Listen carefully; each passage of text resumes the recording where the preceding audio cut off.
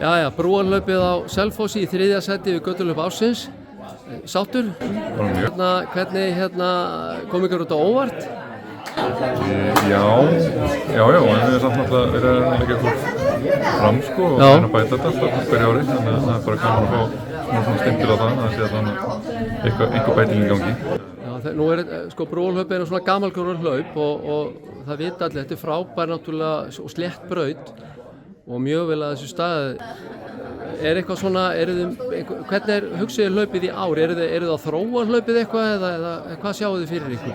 Já, við breyttum brautinu reyndar aðeins fyrir held ég að verða 2 eða 3 mánuðum síðan. Já. Og við myndum reyna að fá bara ennþá skemmtilega braut og svona minni inn í trafík. Já.